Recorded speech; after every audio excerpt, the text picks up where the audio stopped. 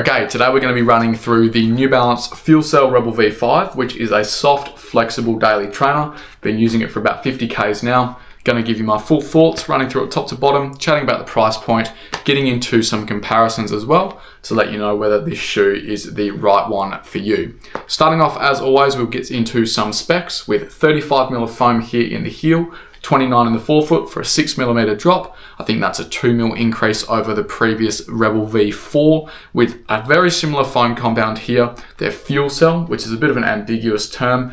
I think in this case it means a PEBA EVA blend, looking on the proportion of around 20% PEBA, 80% EVA. So it's not a super high performing foam, definitely more of a soft, marshmallowy compression, but it does have that kind of light, airy feel, which a lot of people enjoy. No plates, no shanks, with that slab of foam, fairly simple upper. We're coming in at a weight of 232 grams in my men's size 10.5. Starting off with the upper of this shoe, I think they've made some nice changes here, which have overall improved the fit of this shoe.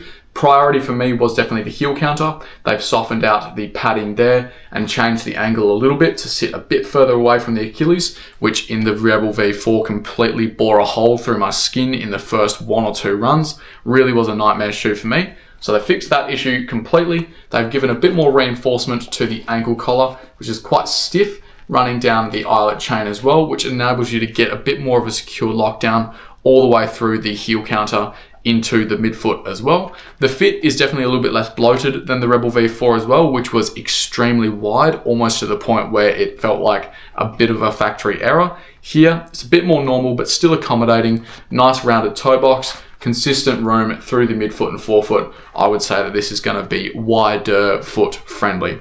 True to size in terms of length, I would say there is a slight tendency to slip forward just with a bit of extra volume, but if you use the ankle collar and lacing eyelet chain properly, I do think you can get your foot to sit in there nicely, and true to size should be the way to go. I've gone 10.5 here, which is on par with most other brands. Overall, nice, simple upper. It's fairly flexible, it's quite breathable, looks great. No real complaints from my end. Moving down to the midsole, this soft compressive foam is not usually up my street, but in this application, I think New Balance have managed to pull it off in a way where I can find a use for this in my training week. I will not be using this for sessions or long runs or anything much over 45, 50 minutes of running, but for that simple, easy jog, 7 or 8 Ks, 40, 45 minutes of jogging, this shoe has been quite pleasant. Almost enjoyable, I would say. It is still quite mushy, but I found that the compression is timed in a way where I'm not completely bottoming out before I kind of am ready to push off. And so it felt like I was compressing down into the foam, reaching the point where I was ready to push off. And then when I went to push off, there wasn't any extra compression that I needed to get through. I should get the whiteboard out and demonstrate this, but if you can picture this in your head, in the Rebel V4, I felt like I bottomed the foam out immediately, got down to the road well before I was ready to kind of push on, and so it felt harsh and really flat. In the Nova Blast 5, which was a shoe I didn't like much at all as well, I felt like there was so much plush foam that when I stepped into it or landed, I compressed it once. And then when I went to push off, there was a second layer of compression that happened, which kind of took away a bit of the force that I was generating through my calves and hamstrings to try and get off the ground. Here with the Rebel V5, I think we found that kind of nice Goldilocks area between the two, where I'm compressing right down to the road. I'm probably getting a bit of road feel at the bottom. And then when I go to step on it again to kind of get back out, I'm actually feeling the road continuously, and I can actually generate a bit of force. I hope that makes sense. I might put a graphic over the top to try and demonstrate what I mean, but I just think the extra bit of stack here, the extra 2mm, has made a world of difference, giving this shoe just a little bit more depth, which has enabled me to actually use it as a jogging shoe and not kind of get that soft sink-in sensation like I did in the Nova Blast 5 and not get that horrible bottoming out sensation that I got in the Rebel V4. Still don't think this is a very bouncy shoe. It definitely is more of an absorber of your force, a compressive model. Doesn't really have the rebound to get you back out of the shoe, which I did still find worked my calves and hamstrings just a little bit more. Felt a bit of tension in them at the end of my runs, trying to transition it through without a heap of bounce and without a heap of rockering as well. But that wasn't something that I was necessarily scared of. It's just something that I was aware of. Definitely wasn't inclined to take this much more than an hour, hour and 10.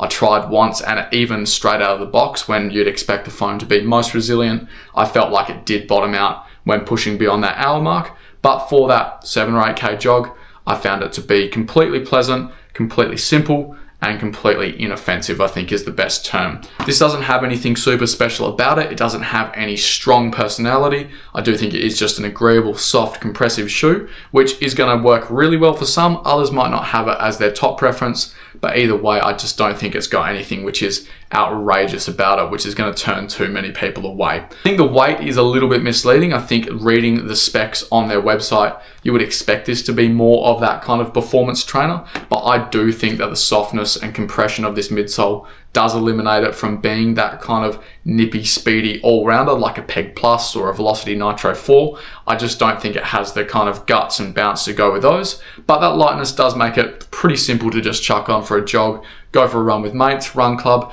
This is pretty much a run club shoe in my opinion, something you chuck on to look good in, go for your half an hour, 40-minute run, have a coffee, and there's nothing wrong with that. It is just simple, comfortable, inoffensive. It's not something I'm going to rave about. I don't think this is a super strong contender in the performance running space, but either way, I think it is a good update, and I think it is a pretty decent shoe. On the outsole, we've got full coverage rubber in the forefoot, 2 nice slabs in the heel. Grip so far has been pretty impressive, and I think the durability for what it's worth is going to be quite nice, but when paired with this soft compressive foam, I think the overall durability of this shoe is not going to be fantastic. I'm already seeing a heap of compression lines after only 50 Ks of running, and fairly simple, easy running as well. If you're putting more force into it, doing sprints or using it for tempo efforts, or you have more weight behind you, I imagine you're going to kill this shoe off pretty quick. I would expect on the scale of 400, 500 Ks before it dies out, compared to what I would call standard at 700, 800 from other models. Don't go buying this shoe for its long-term durability. That is something to be aware of. Moving to the price point, $230 in Australia, I think is decent enough. That's kind of the entry-level mark, sitting alongside Nova Blast 5 at $240. We've also got the Adios 9 at $220. It's pretty decent. I don't think you can ask much more for a fairly simple, inoffensive, comfortable shoe, which looks great. It's fairly light. I think they're doing okay. Is it the most versatile in that category? No. And is it the best value? Probably not, but I think that it does enough to earn that $230 price point amongst the current market. Getting into the comparisons, I feel like there's a few to talk about. First off is the Nova Blast 5, which I mentioned a little bit earlier. Did not like that shoe at all. Felt like I got a double compression sensation when landing and then trying to push off, which made it feel extremely mushy and kind of quicksand-like. This shoe had a small sensation of that, but I do think with a little bit of a lower stack, a bit more ground feel, I could transition this shoe just that little bit easier. I would prefer this shoe over the Nova Blast any day of the week. If we're talking about that 7 or 8K easy jog, I pretty much couldn't wear the Nova Blast for much more than half an hour before I wanted to take it off. In terms of overall versatility, there is definitely arguments that you could use the Nova Blast for more with a bit of extra stack, but that is definitely a question to ask someone who actually enjoyed that shoe, because I was just not a huge fan at all. For myself, Rebel V5 gets the win with a bit more ground feel. Nova Blast 5, there is an argument for that, but I'm probably not the one to give it. Second comparison is to the Chowdan Wind 3 TR, which I think is quite similar in terms of the softness of the foam, that kind of compression, but I do think I get a little bit more depth of protection here, a little bit more rebound from this foam, and I do think the transition has a touch more rock ring, which makes it move a little bit easier. I can probably push this up to an hour, hour and 10, and still feel pretty happy. About the same weight, the attitudes of the upper are very similar. You do have a little bit of a sharper toe box, I would say, compared to the accommodating fit of the Rebel, and the stability here is definitely not as good as the Rebel either. We've got a pretty straight last here, wide midsole base, whereas this does cup in on the middle of the shoe, and I did find it to be a bit compressive side to side. But with a price point consideration of about $60 off Taobao, about $130 off AliExpress versus $230, if you're willing to go into the Chinese market looking for an alternative, this would be the shoe to go for. I do slightly prefer this shoe with a little bit more of a gutsy feel, slightly firmer foam, but overall the similarities are definitely quite close. The Puma Velocity Nitro 4 would probably get drug into a few comparisons with this shoe, being a budget trainer, flexible, super foamed, although I don't really feel like this is a real super foam. But either way, it's going to get pulled into discussions I much prefer the Velocity Nitro 4. The aliphatic TPU foam here has a lot more guts, a lot more bounce. It feels a lot more nippy, and at about the same weight, this is truly a shoe which you could use for those faster sessions because it has the rebound, a little bit of extra stiffness, doesn't have that kind of over compressive feel. Rebel V5, definitely more of a jogging shoe in comparison, and although they will get pulled into the same discussion, I do think they are extremely different. In terms of the fit though, that could be one thing that decides it. The Velocity Nitro 4 is quite low volume, quite narrow through the end of the midfoot getting into the toe box, so that could be a kind of warning sign for some. If you need a bit more room, the Rebel V5 should accommodate your feet a little bit better. But other than that, I think most people should save the 50 bucks, get a bit more versatility, get a bit more punch and performance from the Velocity Nitro 4. Overall for me, the Rebel V5 has been a decent enough shoe for that one specific run in my week. This has definitely been a bit of a practice of empathy, trying to understand what other people enjoy out of some of their running shoes, because this softness is not something that I usually get around. But in this case, I do think New Balance have done enough to kind of change this into a model which does have a use in my weekly rotation. Is it something that I'm looking forward to? Is it something that I'm really thinking about? Not really, but it does the job, ticks along quite comfortably. And so I think if you're looking for soft, comfortable, flexible shoe just to add into the rotation, I'm going to give a moderate tick of approval for the Rebel V5. I do think in future, I would want to see a supercritical foam being brought back into this. We could be looking at a TPU or a PIBA or TPEE, and I think this shoe could go absolutely crazy. I'm sure they're thinking about it with the release of the Evo SL and now the Velocity Nitro 4 as well. It would feel like a shame to leave this as a bit of a lackluster EVA blend. But either way, pretty happy with this so far. Pretty simple, pretty comfortable, inoffensive as I've said.